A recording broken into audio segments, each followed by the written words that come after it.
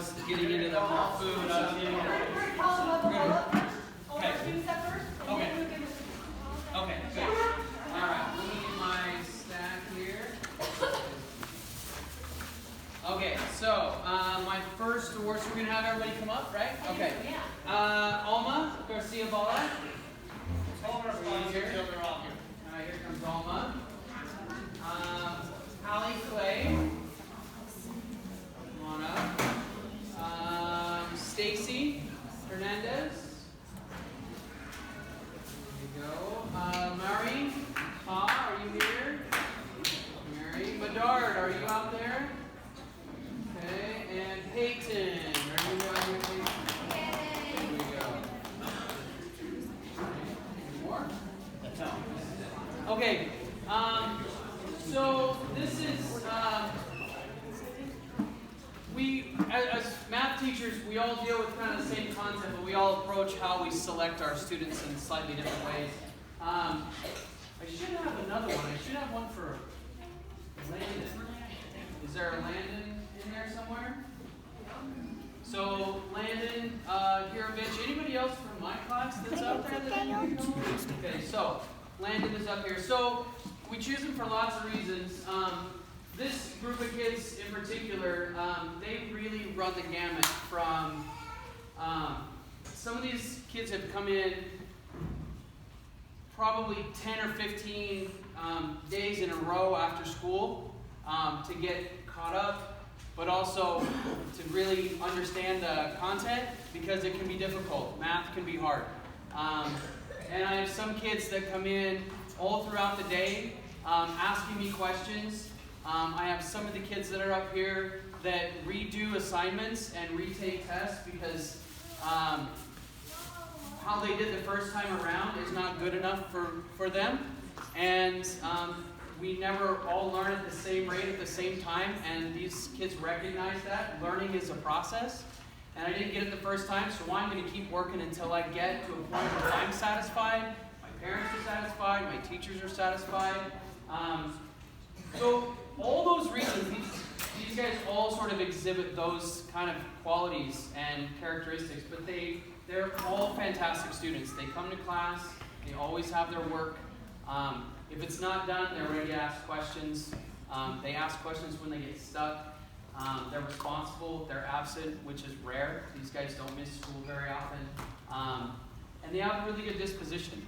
Like when things are hard, they're okay with things being difficult and hard because sometimes they are. And they just dig in and they work through them. And so all these guys, I can't say enough good things about you guys. So thank you so much for being amazing in class.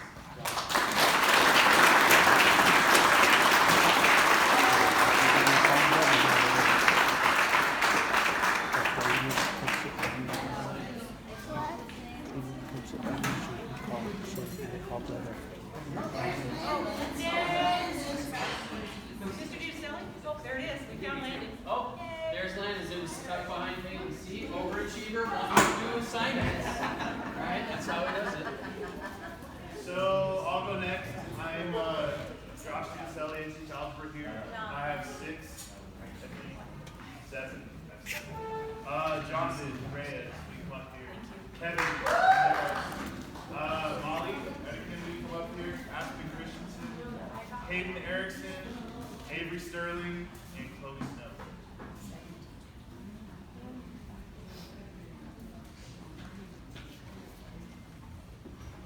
Papa didn't this one.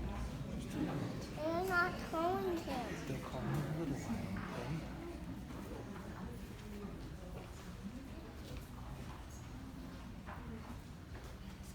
Okay.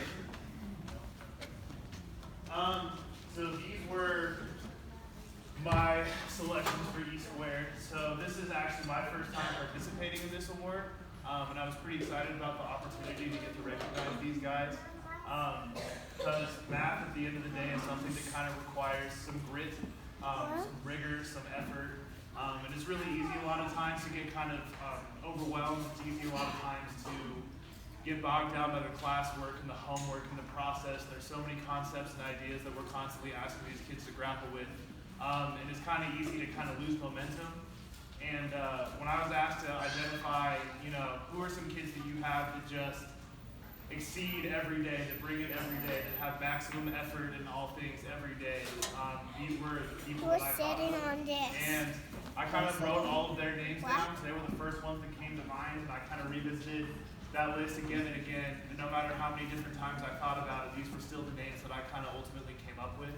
And not necessarily always for the same reason, right? They don't fit like a cookie cutter mold for effort. Some of their effort comes in different forms.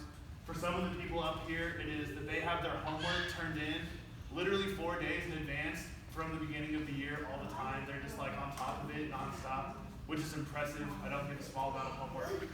For some of them, it's maybe they fall behind every now and again, but they are individually determined to get themselves caught up, and they're willing to spend multiple lunch periods in a row with me, sometimes a week or even 2 weeks in a row to get caught up. Multiple after-school visits that can be up to an hour long, right?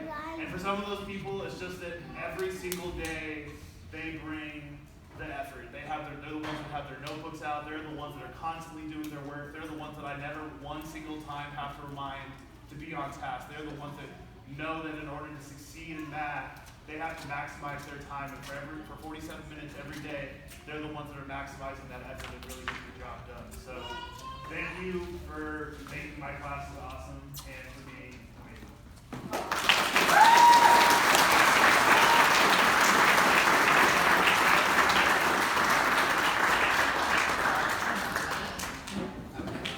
Hi, I'm Miss Ford. If you are currently enrolled in one of my classes, why don't you just come up and be calling already? That might be easier. Oh, previously doesn't count. If I had siblings or if I had you last year, that doesn't count. Just the ones from this year. So, one thing that I want to start off by saying is thank you to you parents and guardians that are here today showing your support and your dedication to your students. They can't do it without you. We can't do it without you. So a big part of it is a thank you to you and an award for your effort as well. Sometimes as parents we say, oh, they're teenagers. Even as teachers I say, they're teenagers, they can handle it on their own, and how much sometimes they still need that help and support from us. Part of the extraordinary effort that I think a lot of us haven't mentioned is a struggle. These students may have struggle in their life. They may have struggle with math, but the big thing is that they individually want to overcome it. Whether they seek help from us teachers, they seek help from us friends, they seek help from you at home. There is a struggle, but they want to overcome. And that's not something that's just learned, it's taught. And it's taught from you to your children, that's taught. So they don't have that effort and that drive without you. Rahila, you should be up here too because you're in my class. There it is. Okay? So, I want to say that at the first day of school, I ask kids what's one word that you associate with math. And I tell them it has to be school appropriate, that they can't say it.